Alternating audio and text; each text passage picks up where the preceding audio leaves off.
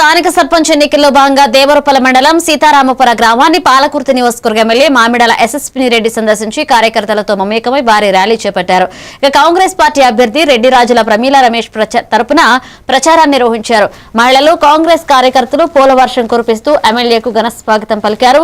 ప్రచార సభలో ఎమ్మెల్యే మాట్లాడుతూ గత ప్రభుత్వంలో ఏ ఒక్కరికి రేషన్ కార్డులు ఇవ్వలేదని, కానీ మన ప్రభుత్వం వచ్చాక అర్హులైన ప్రతి ఒక్కరికి రేషన్ కార్డులు ఇచ్చామని, ఇంకా మన నియోజకవర్గానికి 7,000 ఇందిరమ్మ ఇండ్లు వస్తాయని, అర్హులైన అందరికీ కూడా ఇందిరమ్మ ఇండ్లు ఇప్పిస్తామని ఆమె తెలిపారు.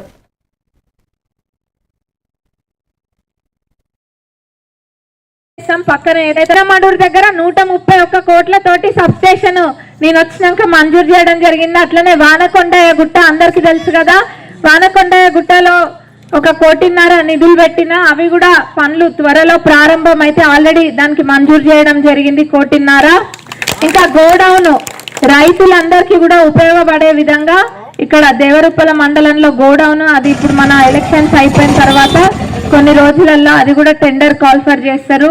ఆ గోడౌన్ పని కూడా అయిపోతుంది. మొత్తం మన నియోజకవర్గంలో నేను ఎమ్మెల్యేగా అయినప్పటి నుంచి కూడా 2 ఏళ్లలో 2,000 కోట్లకు పైబడి అభివృద్ధులు మన పాలకుర్తి నియోజకవర్గంలో మనం తెచ్చుకున్నాము. పాలకుర్తి చెన్నూరు రిజర్వాయర్ అందరికీ తెలుసు కదా, అది కూడా మంజూరు చేయించుకున్నాము. ఇంకా ఎంతో చేయాల్సిన ఉన్నాయి, అవన్నీ కూడా తప్పకుండా చేస్తా.